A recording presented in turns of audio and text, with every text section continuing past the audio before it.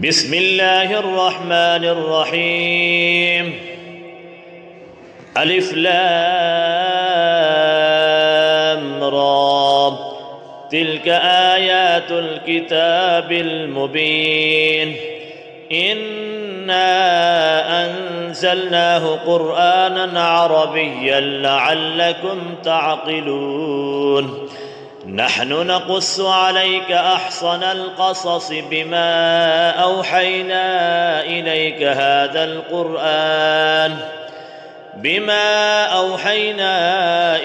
هذا القرآن وإن كنت من قبله لمن الغافلين. إذ قال يوسف لأبيه يا أبت إني رأيت 11 كوكبا والشمس والقمر رأيتهم لي ساجدين. قال يا بني لا تقصص رؤياك على إخوتك فيكيدوا لك كيدا إن الشيطان للإنسان عدو مبين. وكذلك يجتبيك ربك ويعلمك من تأويل الأحاديث ويتم نعمته عليك وعلى آل يعقوب كما أتمها على أبويك من قبل إبراهيم وإسحاق إن ربك عليم حكيم. لقد كان في يوسف وإخوته آيات للسائلين إذ قالوا ليوسف وأخوه أحب إلى أبينا منا ونحن عصبة إن أبانا لفي ضلال مبين. اقتلوا يوسف أو اطرحوه أرضا يخل لكم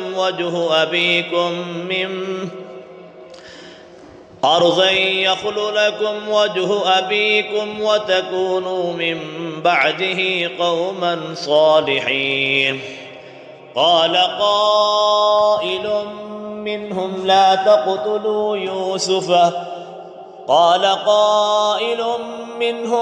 تقتلوا يوسف وألقوه في غيابة الجب يلتقطه بعض السيارة إن كنتم فاعلين.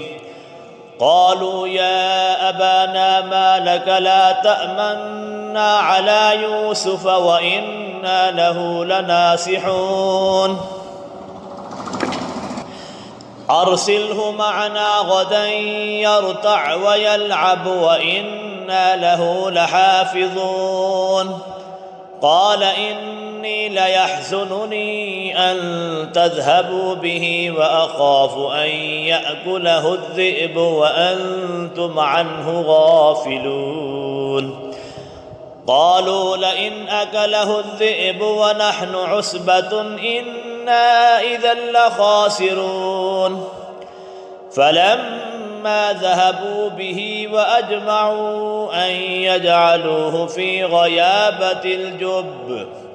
وأوحينا إليه لتنبئنهم بأمرهم هذا وهم لا يشعرون.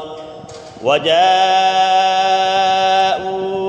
أباهم عشاء يبكون.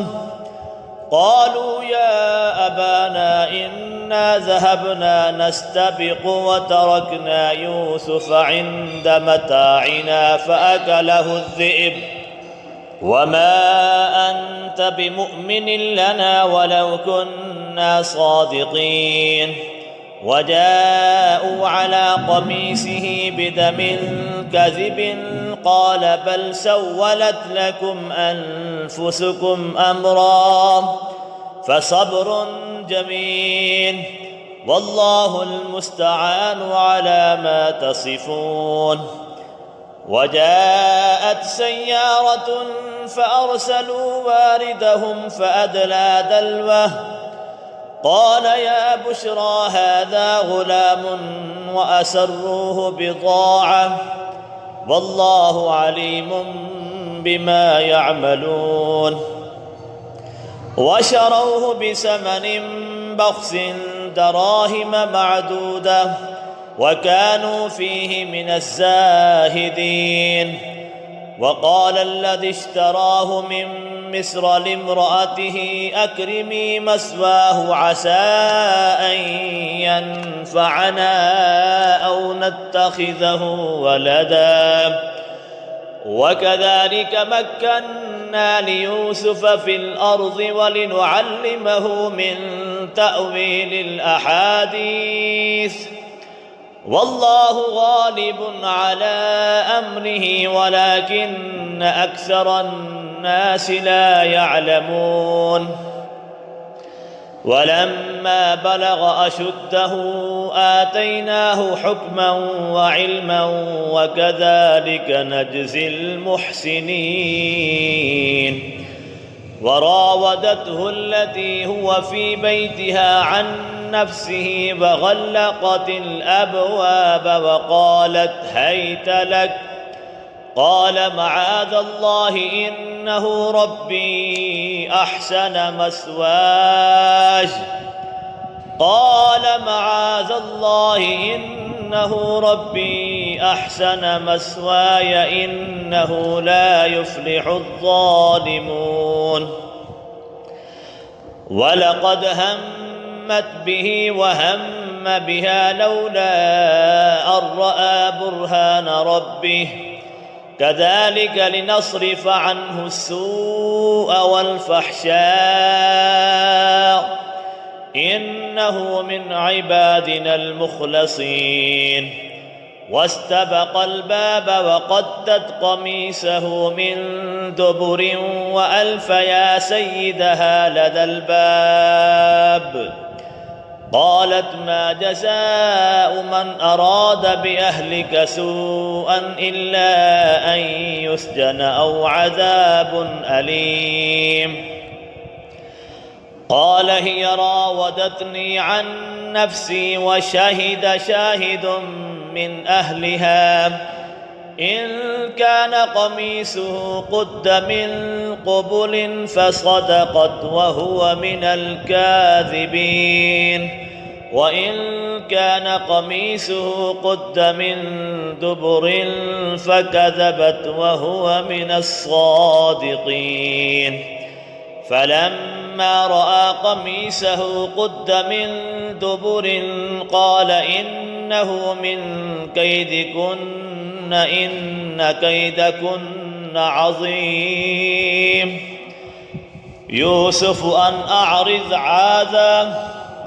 يوسف أعرض عن هذا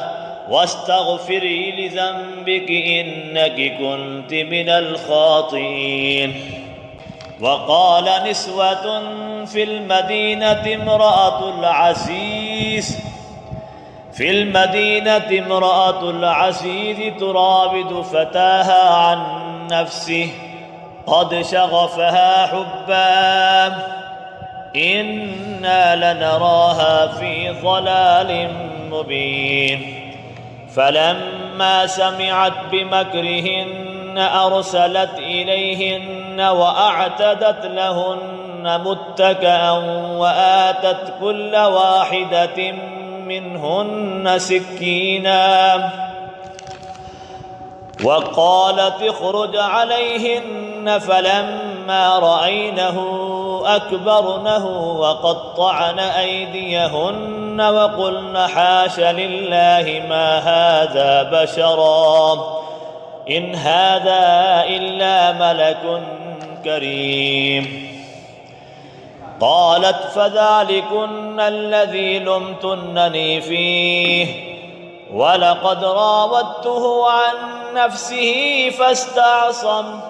ولئن لم يفعل ما آمره ليسجنن وليكون من الصاغرين قال رب السجن أحب إلي مما يدعونني إليه وإلا تصرف عني فكيدوني كيدهن أصبح إليهن وأكن من الجاهلين. فاستجاب له ربه فصرف عنه كيدهن إنه هو السميع العليم. ثم بدا لهم من بعد ما رأوا الآيات ليسجننه حتى حين. ودخل معه السجن فتيان قال أحدهما إني أراني أعصر خمرا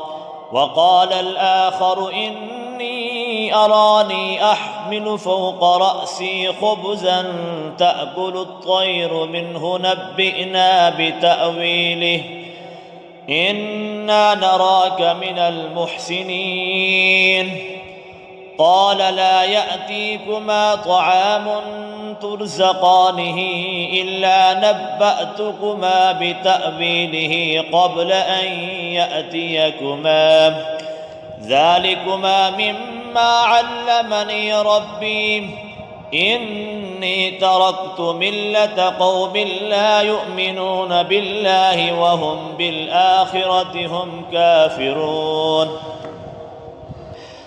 واتبعت ملة آبائي إبراهيم وإسحاق ويعقوب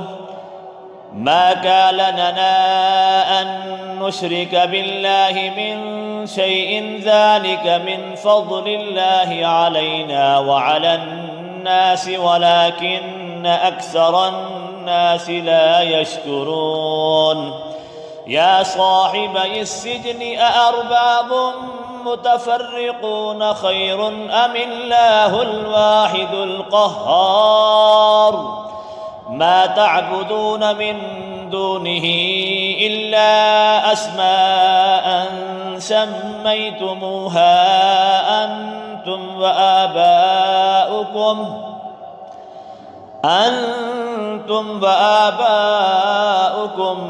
ما أنزل الله بها من سلطان إن الحكم إلا لله أمر ألا تعبدوا إلا إياه ذلك الدين القيم ولكن أكثر الناس لا يعلمون. يا صاحبي السجن أما أحدكما فيسقي ربه خمرا وأما الآخر فيصلب فتأكل الطير من رأسه قضي الأمر الذي فيه تستفتيان. وقال للذي ظن أنه ناج منهما اذكرني عند ربك فأنساه الشيطان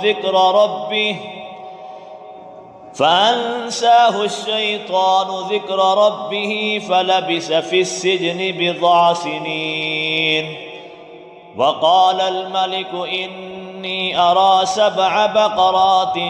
سمان يأكلهن 7 عجاف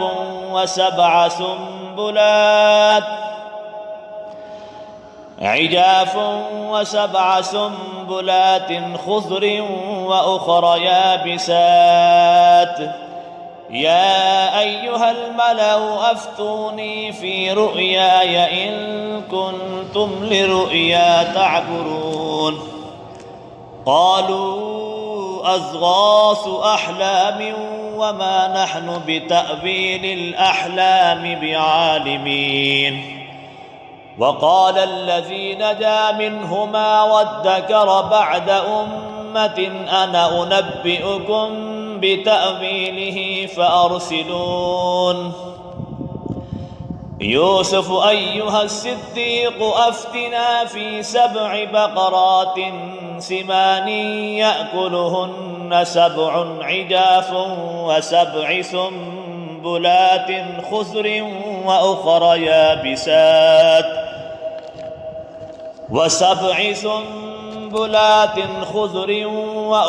يابسات لعلي أرجع إلى الناس لعلهم يعلمون. قال تزرعون 7 سنين دأبا فما حصدتم فذروه في سنبله إلا قليلا مما تأكلون ثم يأتي من بعد ذلك 7 شداد يأكلن ما قدمتم لهن إلا قليلا مما تحسنون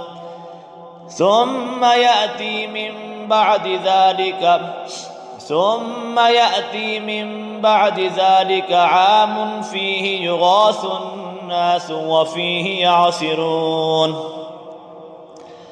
وقال الملك ائتوني به فلما جاءه الرسول قال ارجع إلى ربك فاسأله ما بال النسوة اللاتي قطعن أيديهن إن ربي بكيدهن عليم قال ما خطبكن إذ راوتن يوسف عن نفسه قلن حاش لله ما علمنا عليه من سوء قالت امرأة العزيز الآن حصحص الحق أنا راودته عن نفسه وإنه لمن الصادقين ذلك ليعلم أني لم أخنه بالغيب وأن الله لا يهدي كيد الخائنين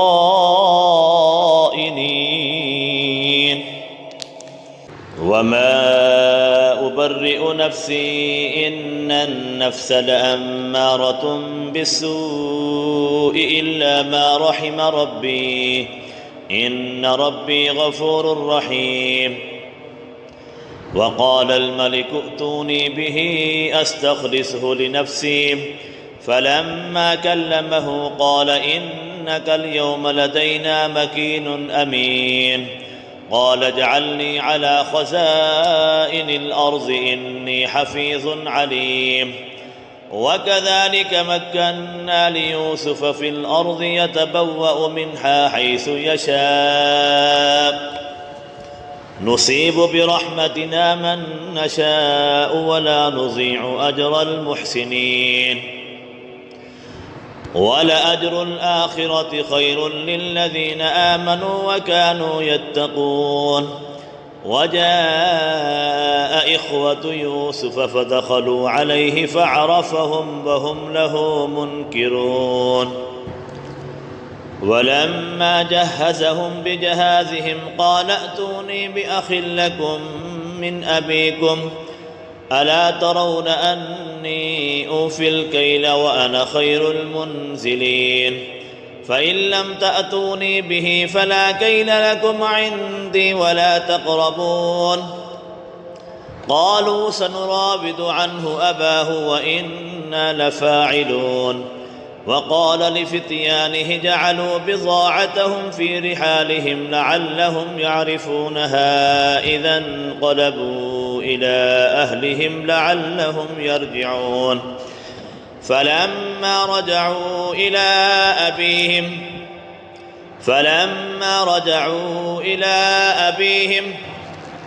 قالوا يا أبانا منع منا الكيل فأرسل معنا أخانا نكتل وإنا له لحافظون قال هل آمنكم عليه إلا كما أمنتكم على أخيه من قبل فالله خير حافظا وهو أرحم الراحمين ولما فتحوا متاعهم وجدوا بضاعتهم ردت إليهم قالوا يا أبانا ما نغض بهذه بضاعتنا ردت إلينا ونمير أهلنا ونحفظ أخانا ونزداد كيل بعير ذلك كيل يسير قال لن أرسله معكم حتى تؤتون موثقا من الله لتأتونني به إلا أن يحاط بكم فلما آتوه موثقهم قال الله على ما نقول وكيل وقال يا بني لا تدخلوا من باب واحد وادخلوا من أبواب متفرقة وما أغني عنكم من الله من شيء إن الحكم إلا لله عليه توكلت وعليه فليتوكل المتوكلون. ولما دخلوا من حيث أمرهم أبوهم ما كان يغني عنهم من الله من شيء إلا حاجة في نفس يعقوب قضاها وإنه لذو علم لما علمناه ولكن أكثر الناس لا يعلمون. ولما دخلوا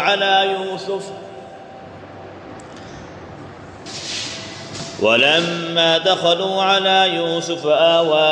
إليه أخاه قال إني أنا أخوك فلا تبتئس بما كانوا يعملون. فلما جهزهم بجهازهم جعل السقاية في رحل أخيه ثم أذن مؤذن أيتها العير إنكم لسارقون. قالوا وأقبلوا عليهم ماذا تفقدون؟ قالوا نفقد صواع الملك ولمن جاء به حمل بعير وأنا به زعيم. قالوا تالله لقد علمتم ما جئنا لنفسد في الأرض وما كنا سارقين.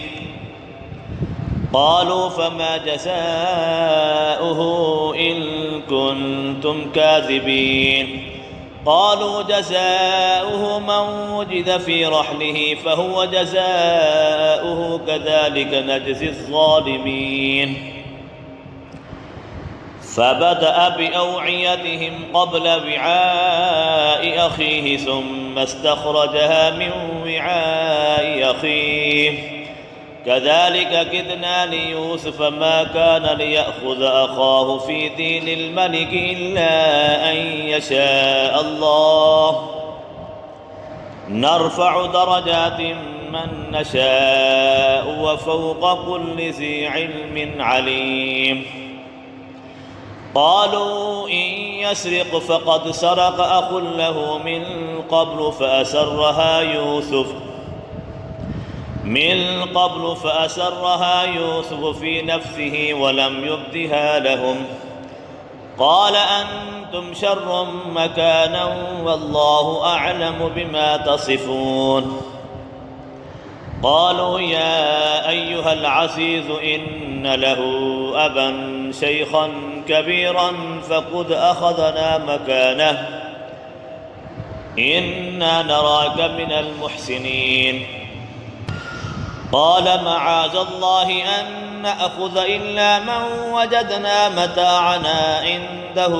إنا إذا للظالمون. فلما استيئسوا منه خلصوا نجيا. قال كبيرهم ألم تعلموا أن أباكم قد أخذ عليكم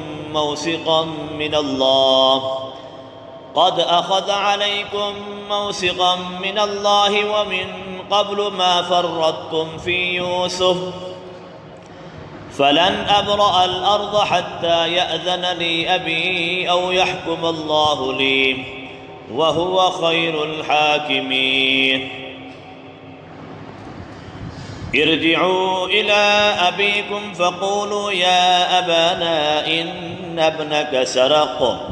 وما شهدنا إلا بما علمنا وما كنا للغيب حافظين. واسأل القرية التي كنا فيها والعير التي أقبلنا فيها وإنا لصادقون. قال بل سولت لكم أنفسكم أمرا فصبر جميل عسى الله أن يأتيني بهم جميعا إنه هو العليم الحكيم. وتولى عنهم وقال يا أسفا على يوسف وابيضت عيناه من الحزن فهو كظيم. قالوا تالله تفتأ تذكر يوسف حتى تكون حرضا أو تكون من الهالكين قال إنما أشكو بثي وحزني إلى الله وأعلم من الله ما لا تعلمون يا بني اذهبوا فتحسسوا من يوسف وأخيه ولا تيأسوا من روح الله إنه لا ييأس من روح الله إلا القوم الكافرون فلما دخلوا عليه قالوا يا أيها العزيز مسنا وأهلنا الضر وجئنا ببضاعة مزجاة فأوف لنا الكيل وتصدق علينا إن الله يجزي المتصدقين قال هل علمتم ما فعلتم بيوسف وأخيه إذ أنتم جاهلون قالوا أئنك لأنت يوسف قال أنا يوسف وهذا أخي قد من الله علينا إنه من يتق ويصبر فإن الله لا يضيع أجر المحسنين قالوا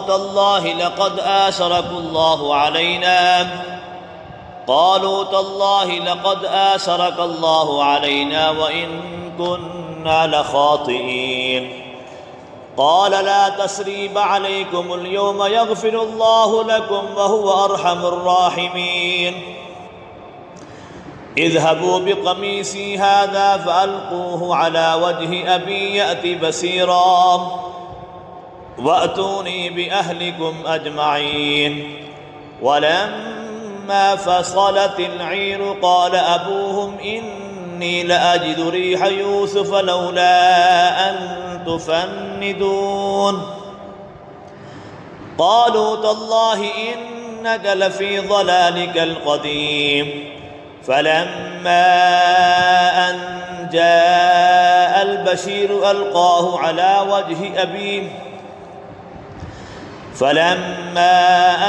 جاء البشير ألقاه على وجهه فارتد بصيرا قال ألم أقل لكم إني أعلم من الله ما لا تعلمون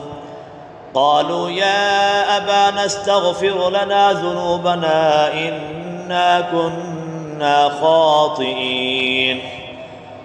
قال سوف أستغفر لكم ربي إنه هو الغفور الرحيم فلما دخلوا على يوسف آوى إليه أبويه وقال ادخلوا مصر إن شاء الله آمنين ورفع أبويه على العرش وخروا له سجدا وقال يا أبت هذا تأويل رؤياي من قبل قد جعلها ربي حقا وقد أحسن بي إذ أخرجني من السجن وجاء بكم من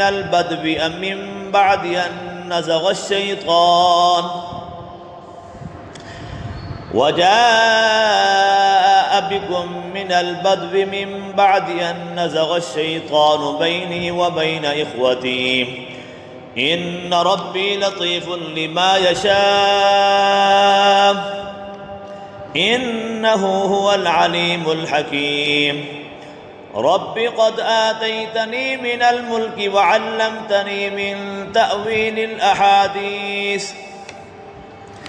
فاطر السماوات والأرض أنت وليي في الدنيا والآخرة توفني مسلما وألحقني بالصالحين ذلك من أنباء الغيب نوحيه إليك وما كنت لديهم إذ أجمعوا أمرهم وهم يمكرون وما أكثر الناس ولو حرصت بمؤمنين وما تسألهم عليه من أجر إن هو إلا ذكر للعالمين وكأي من آية في السماوات والأرض يمرون عليها وهم عنها معرضون وما يؤمن أكثرهم بالله إلا وهم مشركون أفأمنوا أن تأتيهم غاشية من عذاب الله أو تأتيهم الساعة بغتة وهم لا يشعرون قل هذه سبيلي أدعو إلى الله على بصيرة أنا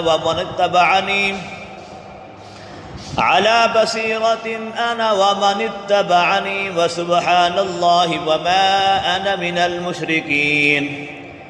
وما أرسلنا من قبلك إلا رجالا نوحي إليهم من أهل القرى أفلم يسيروا في الأرض فينظروا كيف كان عاقبة الذين من قبلهم ولدار الآخرة خير للذين اتقوا أفلا تعقلون حتى إذا استيأس الرسل وظنوا أنهم